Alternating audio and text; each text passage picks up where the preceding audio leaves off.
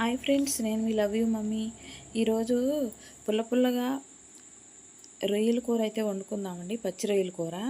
పచ్చి రొయ్యలు మా వాళ్ళు బయటే శుభ్రం చేయించి తీసుకొస్తారండి.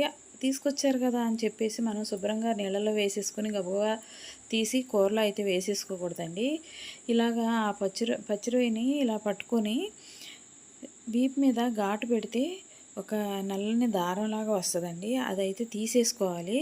అది తీసేసుకొని శుభ్రంగా మళ్ళీ కడుక్కోవాలండి. చూడండి, నేను ఏ విధంగా అయితే చూపిస్తున్నానో అలా ఘాటు పెట్టేసుకొని అందుట్లో ఉన్న నల్ల దారాన్ని అయితే తీసేసుకోవాలండి. అది కూరలో ఉంటే బాగోదండి. అది తీసేసుకోవాలి. తీసేసుకొని శుభ్రంగా నీళ్ళలో కడుక్కొని మరీ వేసుకోవాలండి.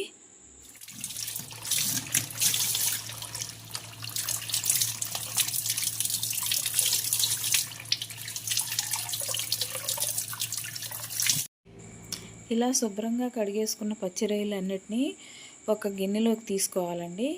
ఒక ఖాళీ గిన్నెలోకి తీసుకొని అందుట్లోకి కొద్దిగంత పసుపు, కొద్దిగంత ఉప్పు వేసుకోవాలండి.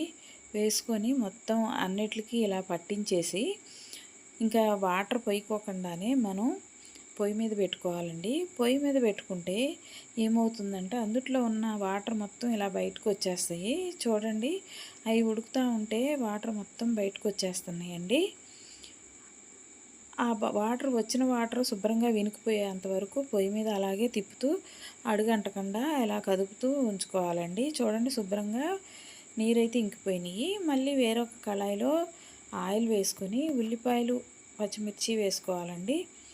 వేసుకొని అవి కొంచెం మగ్గిన తర్వాత కొద్దిగంత కరివేపాకు కూడా వేసుకోవాలి. కొద్దిగంత సాల్టు వేసుకున్నాక ఇలా బాగా మగ్గనివ్వాలండి. మగ్గిన తర్వాత కొద్దిగంత పసుపు కూడా వేసుకోవాలి. పసుపు వేసుకొని మొత్తం కలిపేసుకొని ఇట్లా చాలా వరకు మగ్గాలండి. మగ్గిన తర్వాత మనం ముందుగా ఉడకబెట్టుకున్న ఈ రొయ్యల్ని కూడా ఆ ఉల్లిపాయ, పచ్చిమిరపకాయలు వేసేసి బాగా కలుపుకోవాలండి. ఇక్కడ ఒక చిన్న మిస్టేక్ జరిగిందండి. ఏంటంటే ఉల్లిపాయలోనే కొంచెం అల్లం వెల్లుల్లి పేస్ట్ వేసుకోవాలండి.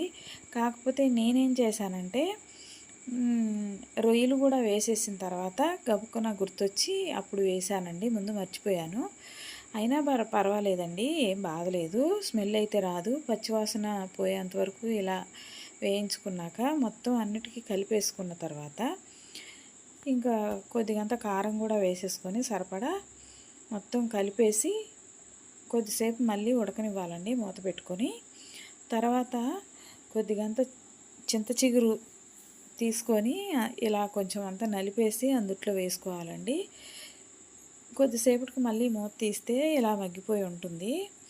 చాలా చాలా టేస్టీగా ఉంటుందండి. చింత చిగురు వేసుకొని పచ్చి రొయ్యల కూర వండుకుంటే మీరు ఒకసారి ట్రై చేయండి. మీకు ఎలా వచ్చిందో కామెంట్ చేయండి. నేనైతే ఇంకా చింత చిగురు వేసేసిన తర్వాత మగ్గిందండి. బాగా అటు ఇటు కదిపేసుకొని కొద్దిగంత వాటర్ వేసుకున్నానండి. ఎందుకంటే చింత చిగురులో దిగిన పులుపు, కారం అంతా ముక్కకి బాగా పడుతుందని చెప్పేసి కొద్దిగంత వాటర్ పోసి అయితే నేనైతే ఇలా ఉడకబెట్టానండి. కూర అయితే చాలా చాలా టేస్టీగా ఉందండి. మీరు కూడా ఒకసారి ట్రై చేయండి. కొద్దిగంత ధనియాల పొడి వేసానండి. అసలు అవసరం లేదు, కానీ నేనైతే కొంచెం అంత ధనియాల పొడి మాత్రమే వేసాను. మీకు కావాలంటే వేసుకోండి, లేకపోతే మానేయచ్చు. ఇందులో మసాలాలు అవి ఏమీ వాడవసరం లేదండి. ఓన్లీ అల్లం వెల్లుల్లి పేస్ట్ వేస్తే సరిపోతుంది. కూర అయితే రెడీ అయిపోయిందండి. చాలా చాలా టేస్టీగా ఉంది. ముక్క కూడా చక్కగా మెత్తగా సాఫ్ట్గా ఉందండి. మా వీడియో కనుక మీకు నచ్చినట్లయితే లైక్ చేయండి, షేర్ చేయండి, సబ్స్క్రైబ్ చేయండి, కామెంట్ మాత్రం తప్పకుండా పెట్టండి. ముద్దకు ఒక ముక్క పెట్టుకొని తినేసానండి. చాలా అంటే చాలా టేస్టీగా ఉందండి. మీరు కూడా ఒకసారి ఇలా ట్రై చేయండి. చింత చిగురు పచ్చి రొయ్యలు చాలా చాలా బాగుందండి.